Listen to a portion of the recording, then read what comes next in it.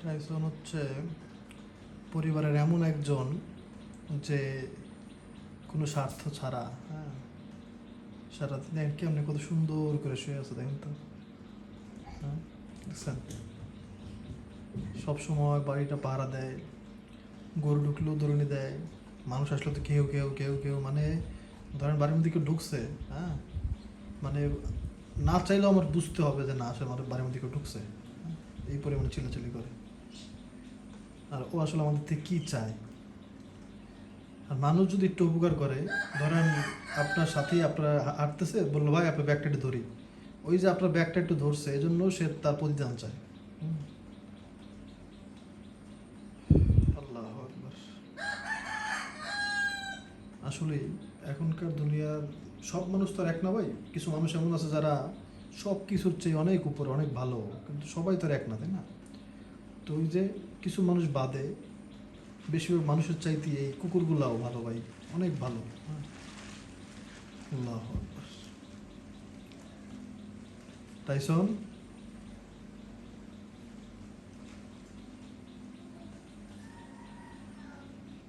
শুয়ে থাকো। হচ্ছে রোদ উঠলো, দেখে যাও। আসলে ভাই মানে চাইলেও অনেক কিছু হয় না দুনিয়াতে, হ্যাঁ, আর সব কিছু আসলে ওই জায়গায় দাঁড়াও, তাহলে দেখবো কেমনি।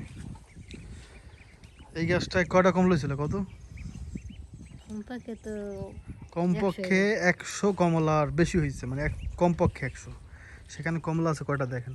দুইটা। একটা আর দুইটা, হ্যাঁ, মানে এটা ধরো, দেখো কি অবস্থা পড়বে।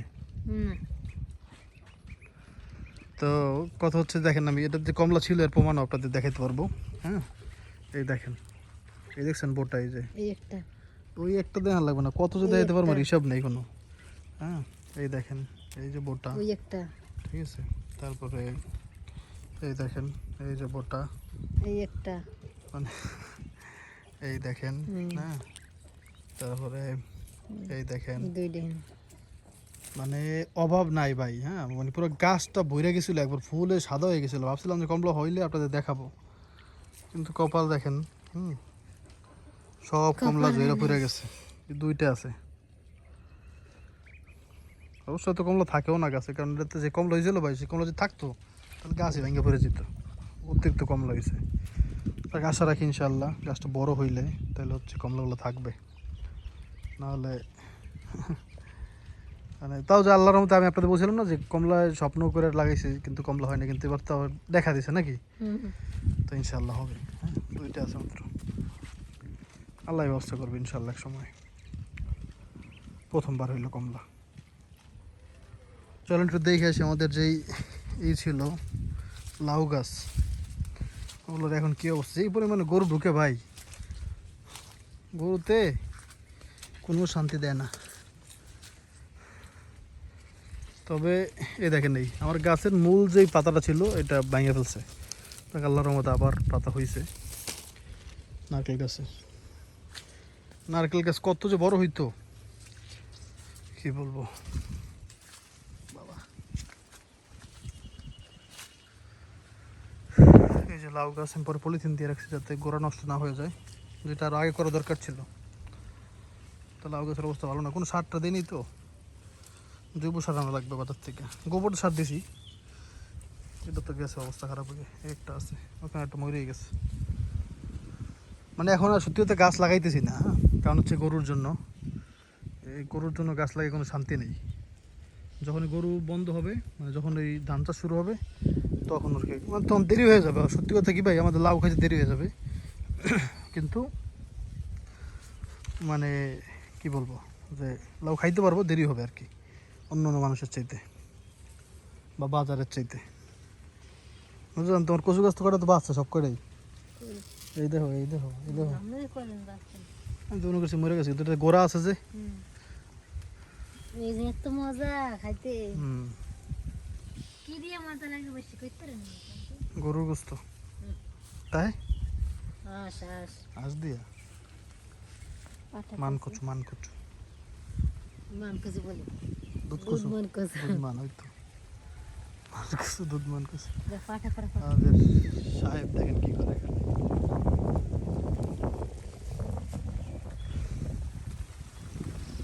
উপরে হয় না শসা গাছ সব মরে গেছে গাছ শশা গাছ সব মরে গেছে গা।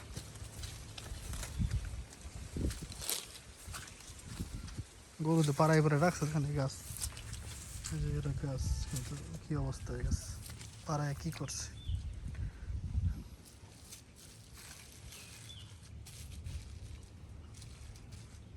সব মরে গেছে এত কষ্ট করে লাগিয়েছিলাম আপনারা দেখছেন এখানে সব মরে গেছে কি আর করার এই যেখানে গরুর পায়ে দেখেন দেখছেন এই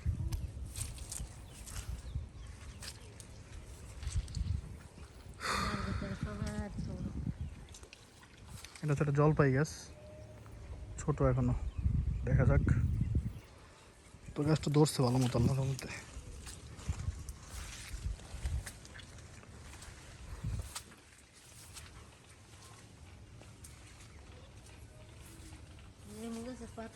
তো তোমার মাম্মা যে আকাম করছে আমি তোমার দিয়ে আকাম করাই হ্যাঁ আব্রাহিমের এখনো ঠান্ডা যাচ্ছে না হ্যাঁ পাখি রেখে দাও কি হয়েছে আল্লাহ জানে ওষুধ তো খাওয়াইলাম ভালোই না পা তারপর হচ্ছে স্টাফেন দাঁড়া লড়ো না এই ওষুধগুলো দিয়েছিল ডাক্তার কি হয়েছে আল্লাহ জানে রাত্রে ঘুমাইতেও পারে না রে হাতের ঘুমে উঠলে ঠিক না আর এই রাত্রেবেলা হচ্ছে মানে আব্রাহিম এখন তো একটুখানি সুস্থ হয়েছে আগের থেকে মানে আগের তো রাইতে ঘুমাইতে পারতো না একবার এত কাশিয়ে দিত হ্যাঁ আলহামদুলিল্লাহ একটু কমছে তবে ওরকম মানে এখনো সর্দি তারপর হচ্ছে জ্বর হ্যাঁ এগুলো আছে এখনো আর ঠিক মতো মানে ইয়ে করতে পারে না দুর্বল হয়ে গেছে আগের চেয়ে আল্লাহ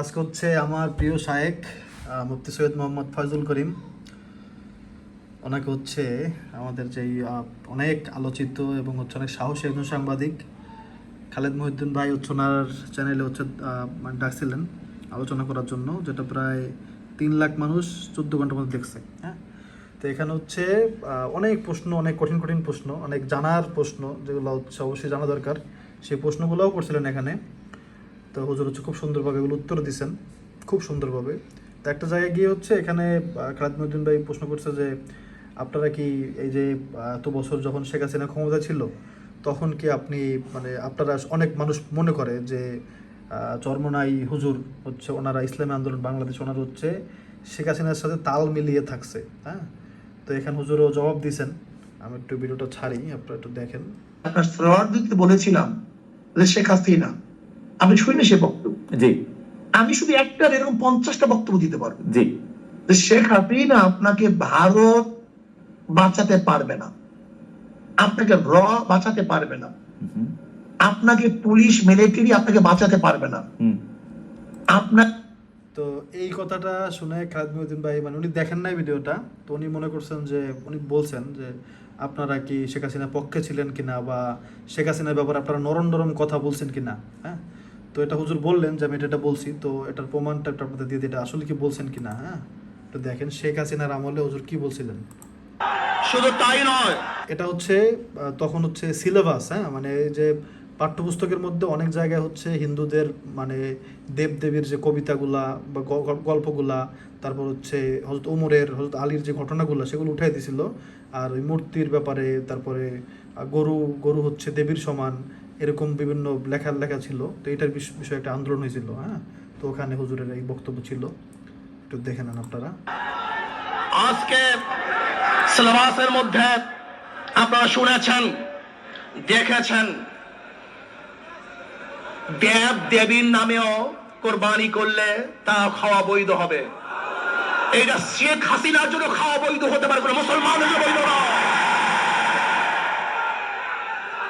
শুধু তাই নয় লাল গরুটা এই লাল গরুটা কবিতার মধ্যে গরুকে দেবী হিসাবে স্বীকৃতি প্রদান করা হয়েছে গরুকে জবে করা এটা ত্রুটিযুক্ত একটা দোষ এটা প্রমাণ করা হয়েছে আমি মনে করি এটা হিন্দুদের ধর্ম হতে পারে কোনো মুসলমানের ধর্ম নাও কাজী এই কবিতা যারা সিলেবাসের মধ্যে অন্তর্ভুক্ত করেছে আমি মনে করি তারা মুসলমানের সন্তান নয়, তাদের পূর্বশত হিন্দু হতে পারে, নাস্তিক হতে পারে, এটা মুসলমানদের কবিতা হতে পারে না। যে সিলেবাসের মধ্যে নবী আলাইহিস সালাতু ওয়াস সালামের জীবনে থাকবে না, ওমরের জীবনে থাকবে না, আবু বকরের জীবনে থাকবে না, ওসমানের জীবনে থাকবে না, আলীর জীবনে থাকবে না, যেখানে মহৎ লোকদের জীবনে থাকবে না, এরকম সিলেবাসের বই বাংলাদেশে পড়ানো হবে না ইনশাআল্লাহ। এটা পড়াতে দেওয়া হবে না। আমরা আগেই বলেছি, ইসলামী আন্দোলন বাংলাদেশ শান্তিপূর্ণ ধারাবাহিক আন্দোলনে বিশ্বাসী। যদি আপনারা ভাঙচুর চান আমরা করতে পারি, কিন্তু এখনো করব না। আপনারা যদি হরতাল চান আমরা দিতে পারি, কিন্তু এখনো দেব না। আপনারা যদি অবরোধ চান তাহলে তা আমরা করতে সক্ষম, কিন্তু এখনো করব না। সোজা আঙ্গুলে যদি ঘি না উঠে আঙ্গুলকে ব্যাখ্যা করতে পারি আমরা। যদি সামান্য হুঙ্কার আপনারা দুর্বল না হন, তাই কঠিন হুঙ্কার দেওয়ার মতো ক্ষমতা আমরা রাখি। ভাইয়েরা আমার, কি লিখেছেন এখানে, কি দিয়েছেন জাতিকে? আমি শেখ হাসিনা সরকারকে বলবো, ভারত আপনাকে রক্ষা করতে পারবে না, আমেরিকা আপনাকে রক্ষা করতে পারবে না, রাশিয়া আপনাকে রক্ষা করতে পারবে না, আপনার পুলিশ বাহিনী আপনাকে রক্ষা করতে পারবে না। আপনার কামান বুলেট খুব খারাপ করা হবে, বিদ্রোহ করা হবে, উৎখাত করা হবে, ইসলাম বিচার হবে ইনশাআল্লাহ।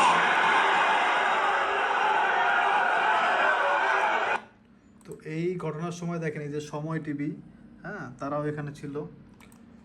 তো এখন এখন হুজুরকে প্রশ্ন করা হচ্ছে যে আপনি কি আওয়ামী লীগের পক্ষে ছিলেন কিনা। হ্যাঁ, হুজুরও বা কী বলবে আর আমিও বা কী বলবো, এটাই বুঝতে পারতেছি না। হ্যাঁ, তো এই হচ্ছে ঘটনা। তো হুজুর ওনাকে বোঝানোর চেষ্টা করতেছেন যে এগুলা আমি পক্ষে তো ছিলামই না, উল্টা আমি কি বলছি। হ্যাঁ, যদিও এটার পরে হচ্ছে মানে সরকারি চাপে হচ্ছে এই ভিডিওগুলা, মানে এখানে তো বক্তব্য দিচ্ছেনি লক্ষ লক্ষ মানুষের সামনে, কিন্তু পরে হচ্ছে মানে এই ভিডিওগুলো ইউটিউবে ফেসবুকে রাখতে দেয় নাই। হ্যাঁ, এগুলো মেইন চ্যানেলে ভিডিওটা নাই এখন ওই যে মানুষ যা আপলোড করছে না সেগুলা। তো আওয়ামী লীগের আমলে হচ্ছে হুজুরের এই বক্তব্যগুলা। তো আমি জানি না তারপরও কেন হুজুর আবার একটা কথা দেখেন খেয়াল করে, যে হুজুর যেগুলোই বললেন যে ভারত বাঁচাতে পারবে না, আমেরিকা বাঁচাতে পারবে না, আপনার পুলিশ বাহিনী রক্ষা করতে পারবে না, এগুলো কিন্তু প্রত্যেকটা জিনিস সব সত্যি হয়েছে। সুবহানাল্লাহ, আল্লাহ শুক্রিয়া। আপনি খেয়াল করলে দেখবেন এখানে কিন্তু আর্মির কথা বলা হয় নাই, তাই পুলিশ বাহিনীর কথা বলা হয়েছে, ভারতের কথা বলা হয়েছে, যেটা তাদের পক্ষে, আমেরিকার কথা সেটাও তাদের পক্ষে। এই সব কথা হুজুর যা বলছে সব কিন্তু সত্যি হয়েছে এখন। তো এটা দিয়ে আমি বলতেছি না যে একবার হুজুর কারামত দেখাই দিচ্ছেন, এটা তো আপনারা দেখতেই পেলেন, যেটা হয়েছে সেটা দেখলেন আর কি। তো এখন এখন সাংবাদিক যদি এই প্রশ্ন করে, এখন হুজুরও বা কী বলবে আমি বুঝতেছি না। হুজুর অনেক চেষ্টা করতেছেন ওনার বুঝিয়ে বলার, কারণ উনি তো অনেক বিচক্ষণ সাংবাদিক, উনি বুঝেন, উনি বুঝলেও অনেক কিছু বুঝতে চান না, কারণ হচ্ছে ওনার কথা হচ্ছে সব মানে জানা, হ্যাঁ, খোঁচায় খোঁচায় সব জানা আর কি। উনি বুঝাও অনেক কিছু দেখবেন বুঝবেন, উনি বলবে হ্যাঁ হ্যাঁ, তারপরে আবার একই প্রশ্ন বা আরও কঠিন প্রশ্ন। তো হুজুর জবাব দিয়েছেন, ইনশাল্লাহ আপনারা দেখতে পারেন এটা। মুখে মুখে মুফতি সৈয়দ মোহাম্মদ ফয়জুল করিম, ঠিকানা খালেদ মহিউদ্দিন। হ্যাঁ।